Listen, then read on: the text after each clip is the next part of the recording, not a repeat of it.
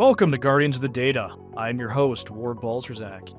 Each episode will explore the passions, expertise, and real-world experiences of security leaders who are helping the future of data security and governance. Guardians of the Data is made possible by support from Centra. To learn more about our AI-powered data security platform, please visit centra.io. Let's dive in. I think that's where a lot of security folks struggle, right? Being able to have those business conversations. I think even myself, when I started out, I wanted to be the uber nerd in the room, right? I wanted to talk technical. I was a security guy, right? I want to talk to you about security. And when it took me a few years to realize the business didn't care. Security is we're the bad people. We're the ones who tell you no all the time, right? And I think that's a myth that has to be kind of shot down. But ironically, we don't spend the time as leaders being true partners to the business, right? We want to talk about tools. We want to talk about, hey, you got to protect your. We want to say all these things, and the business is saying, I just want to work. Whether we like it or not, cybersecurity has largely been deemed the department of no by the business side. And honestly, rightly so. That tends to be the answer that you get from cybersecurity is an automatic no, which one shouldn't be the fact, but two, it's because we don't necessarily understand the business piece. Right. And I think it's gotten a bad name over time because it became, something that we see as a burden, as like, oh, there's a bunch of gatekeepers who are preventing me from doing the things I want to do. We've spent years just being the tech police and telling people no, what they can do. And a lot of what we told them they can do, they needed to do to do their job. I like to tell people this, we talked about this earlier. When people ask for things, it's not that they're trying to bring in something that they feel like is going to be a detrimental to the team. They just want to figure out how they can do their job easier, right? And when we constantly have poured the no, response on them, they figured a way to work around that. In your opinion, how do some folks, even the front lines that are uber technical, they know their craft, maybe are lacking some of the people skills, how do they start to understand and kind of build some of those bridges and build those relationships? What we see in the data security space, like security in general, can easily sit on the perimeter and not be involved in like the weeds for those conversations. But in data, we have to be close partners with our governance folks, with our business folks, with our security friends, with the technology people, because I want to help find the safe and right way to do something with the person. I don't want to say no, but because it depends, I have to sit with that person and understand what they're doing so we can create the safe, right way to do that thing. First is understanding the business. Technical people don't make business decisions. What we think needs to be protected, what we think needs to be accessed, what we think needs to be limited is not our decisions to business.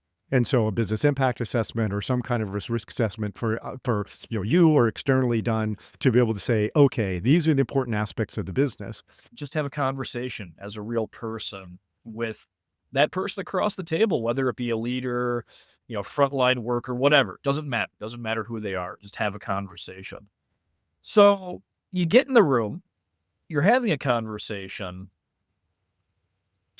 I've sometimes had the issue where I start to dig in like, hey, what are you doing? How you doing it?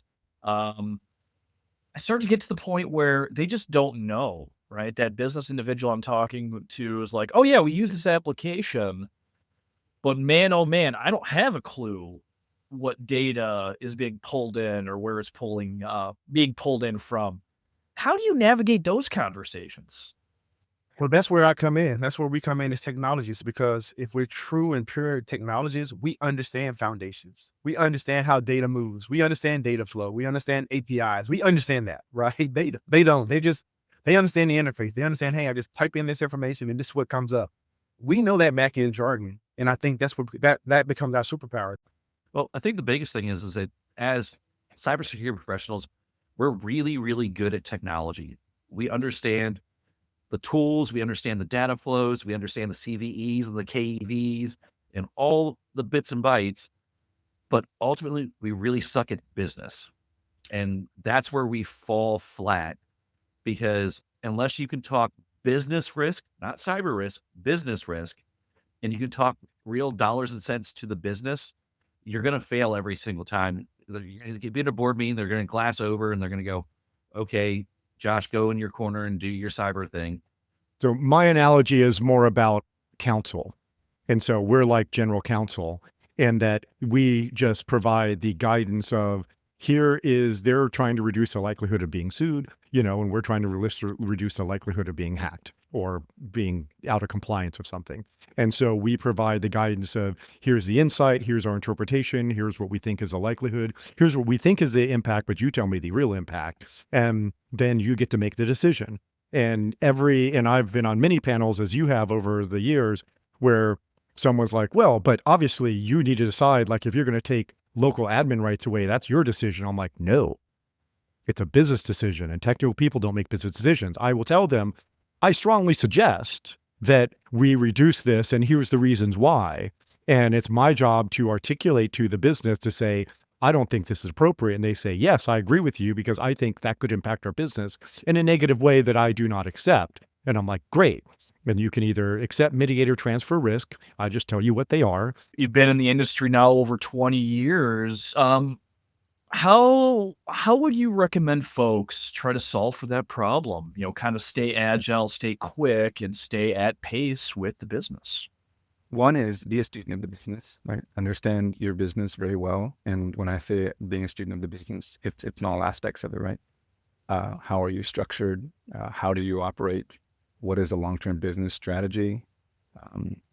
Being aware of the threat landscape that's there, so you can be that subject matter and SME, the business, right? So you can be able to give your leadership team the right advice, and then also be realistic in knowing that how your business operates. There's long been this, I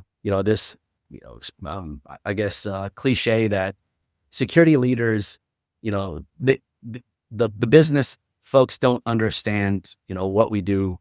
And I've come to believe that the reason for that is because we're not speaking in a language that they really understand. Right. And so it's incumbent on one of the two people to learn how to talk effectively so that the other understands.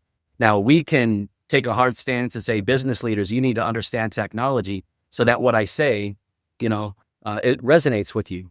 Or we can say, you know what, maybe it's incumbent upon us to go ahead and learn how to really translate these technical terms and these, risk related terms into something that resonates with average business leaders. The first thing that I need to act as a business architect and not as a technical architect or a security architect.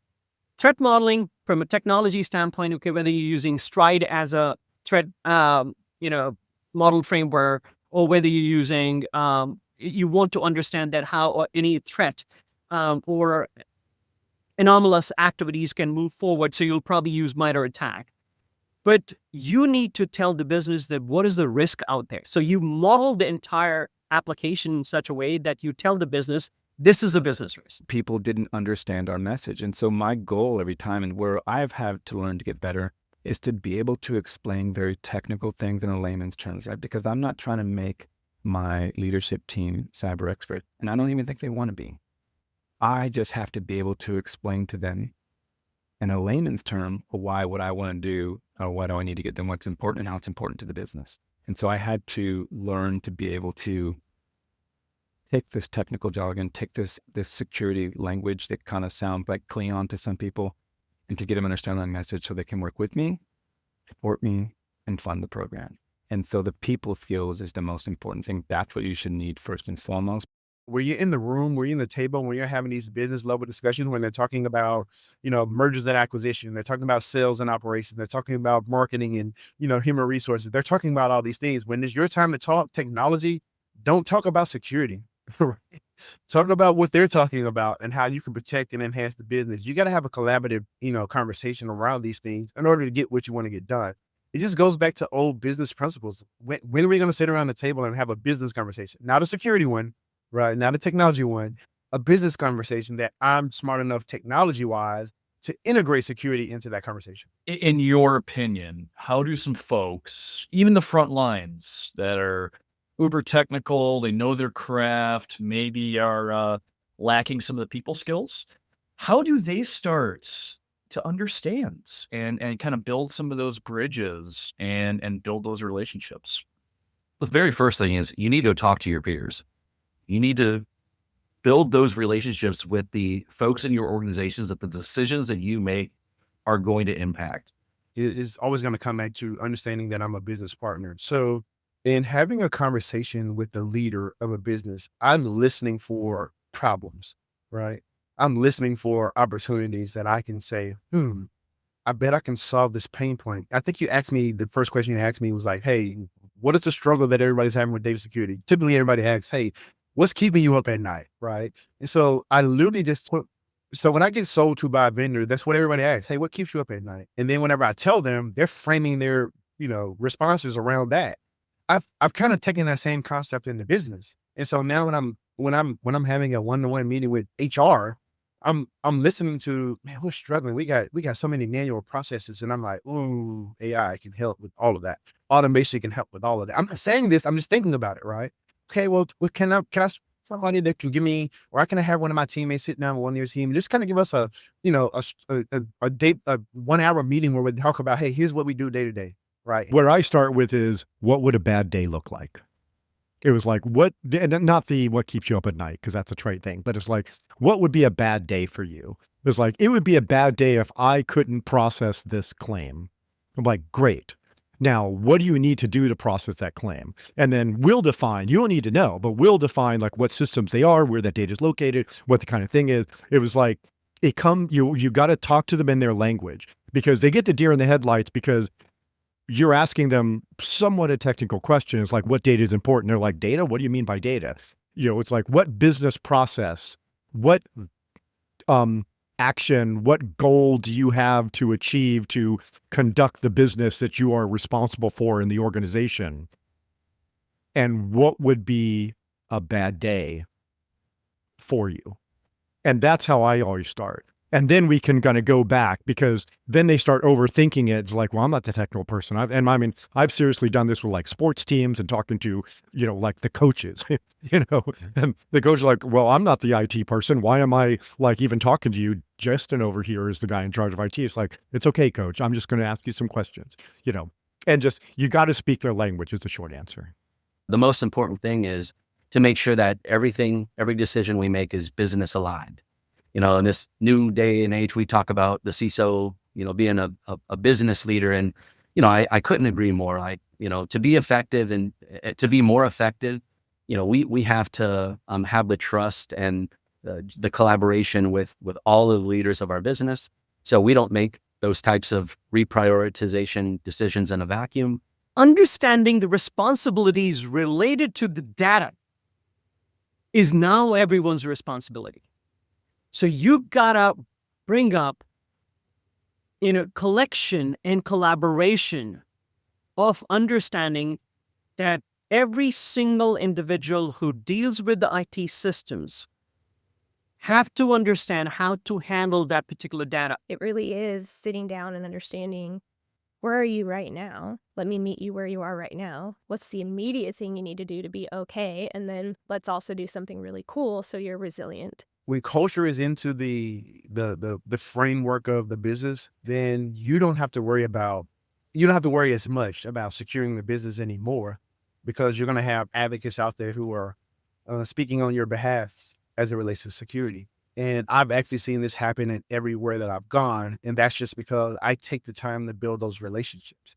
I take the time I don't even think I talk security tools anytime I'm in a meeting. I don't think I talk technology at all. I just talk about how we make it safe and how we make it secure, while also allowing the business to operate as the business needs to operate. And I think that's vitally important. We can't block the business as much as we want to secure everything, right? Going with observability, though, I feel like there has to be a certain amount of conversation that goes with it as well, right? The tools are great at saying, Sally did this thing, But for a data security expert or analyst to actually understand, is that rational that Sally is doing that? Is that normal? You probably need to talk to Sally or at least the leaders of that department. So, do you have any tips or tricks for having those discussions with the various organizations? It's really like sitting down with everybody, not just in security, but you have to understand the data owner's perspective. You have to sit with Sally and understand her process, what she's doing day to day with the information, and then any potential downstream consumers. Because what if Sally sends it to Joe? Joe has a business need. Then Fred said, oh, that's a cool report. I want to do it for something else. Well, now we've exceeded the initial intent of that data use. And maybe Fred doesn't actually need, or he's not allowed to see that data. So we have to understand like the end-to-end flow and create those boundaries and limitations to, I guess, do right by the data. We got to be the leaders that we are and say, hey, how do I position myself where I understand your problem and then bring you some solutions that I know are secure and they're going to get your job done. And then once I give you that tool, I don't have to worry about shadow IT anymore. I don't have to worry about security IT. I brought the tool to you, right? I got to get out of my chair. I got to have those conversations and understand what problem I'm trying to solve. They now become an extension of security. And what I mean by that is they start understanding, wait, we just got somebody who just came on board. They want to use their own device. We can't use our own devices here. Because, so now there's not even security fight anymore. That's them saying, hey, you can't do this when you're off. When you go out of the country, you're not going to be able to log into your email. You got to make sure that you talk to security first and make sure they release this condition. They become an extension of you. So now they're asking the vendor questions around, hey, are you HIPAA certified? Because I can't bring you on if you're not, right? They're asking these questions way before they even get to you because they now understand as a partner, hey, even if I like it, even if I like you, even like the tool, I'm now a part of securing this organization. I'm now a part of securing this data. That's a wrap on another episode of Guardians of the Data. Thanks for tuning in. For show notes and more, visit guardiansofthedata.show. Guardians of the Data is made possible by support from Centra. To see how we help organizations discover and classify all of their data accurately and automatically while quickly achieving petabyte-scale data protection without the fuss, please visit centra.io. Catch you next time.